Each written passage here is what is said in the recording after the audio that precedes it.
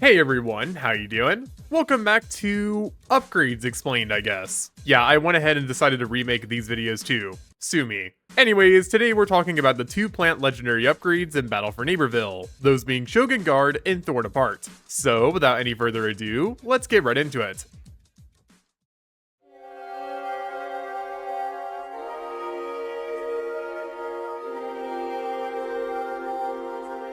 Okay, so let's start out with Shogun-Guard, explaining what it does and the upgrades that best pair up with it. So, Shogun-Guard replaces Korn's primary with a much slower, but much higher damage based one, with this one now dealing 11.25 damage normally, with 13.5 being the crit. The ammo count this time around is 25, and the rate of fire is 300. Now, let's do a quick stat comparison to show you just how different this is compared to normal Korn. The DPS for Shogun is 56.25, not too bad. Normal Korn's DPS is 56.33. Yes, higher than Shogun. The rate of fire is also over double, and to top it all off, the damage is cut in half, along with the ammo being just over double too. So in a bubble, Shogun does seem pretty decent, but wow, let me tell ya, when you compare it to regular Korn, who by the way, has way more shot forgiveness, yikes, that's rough. But we'll talk about that more later on. Luckily for Shogun, it does happen to have its other main gimmick, that being a deployable shield that covers a decent chunk of his body, which would be fine if it wasn't so weak. The shield itself has 75 HP, with it only covering about 60% of his body. That alone is pretty meh, but on top of that, it also regenerates very slowly too. Oh, and it has to be toggled by ADSing. You can't just deploy it whenever you'd like to, you need to be aiming for it to work. Yeah, needless to say, Shogun isn't looking too bright so far, and that's without even discussing its upgrade combinations. So this right here is a list of all of the upgrades that Shogun can pair up with. Pretty decent, right? Okay, now here's that same list with the ones that are even remotely worth using. Oh wow, okay, we'll just go over all of these, so let's cover them. Ready Up makes you able to use your primary right after sprinting, which is simple, but it can be decently effective. Butter Branches doubles your speed when you're ADSing, and this is actually pretty good for Shogun in particular, since he almost relies on a shield in order to make use of his riskier primary, so this can help out quite a bit. Combo is always a good pick, there's never a reason not to like it, just like the Floral Federation Discord server. I'm sorry, I'm trying to promote it more, I just can't fit it cleanly into my scripts, so sorry about that. Anyways, 20/10 makes Reconnaissance even more useful than it already is, which is helpful for an upgrade like Shogun, since it has less ammo to work with. And finally, Mob Cops makes this already decently strong primary even stronger, now letting it pierce through enemies to get more ammo for it as well. This is what I would recommend above all else, but even still, this doesn't give Shogun much to work with. Alright, now it's time to give my overall thoughts, and wow, I do not like this upgrade. This was intended to be a side grade to Korn, but is it? I mean, Super Spin's existence makes Shogun look stupid, because why would it even exist when you could just use something that has a better rate of fire? Shogun can still match up DPS wise with regular Korn, but with the riskier playstyle it forces on the player, it's overall not as good. And I mean, come on, you could still somewhat headshot over the shield. That's just sad. So yeah, Shogun is mid in my opinion. But what about the Rose upgrade? Well, we're going to cover that next. Alright, so Thorn Apart is a bit unique compared to Shogun. It replaces a part of Rose's kit, but not her base primary. No, it actually instead adds on to it by giving her a secondary charge-based attack. This right here is a meter that gets filled by basically doing anything to support the team.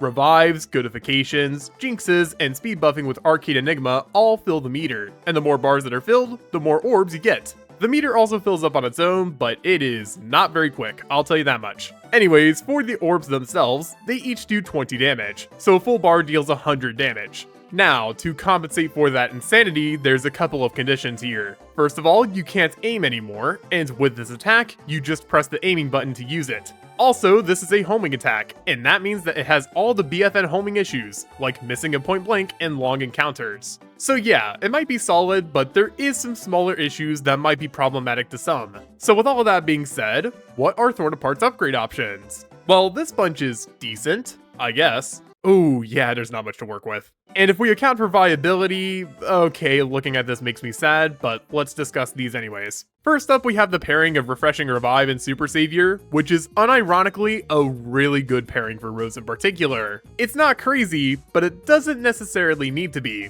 It's solid. Carpool is good if you're only supporting one teammate. Otherwise, I actually wrote don't even bother for this one initially, but this is actually what I use with my Thorn Apart build, so you can make the call here on if it's good or not. Pollination is surprisingly gimmicky, like more so than it has any right to be. It barely works, at least for me. So, bleh. Escape is an upgrade of all time. I mean, it works, so that's better than not working.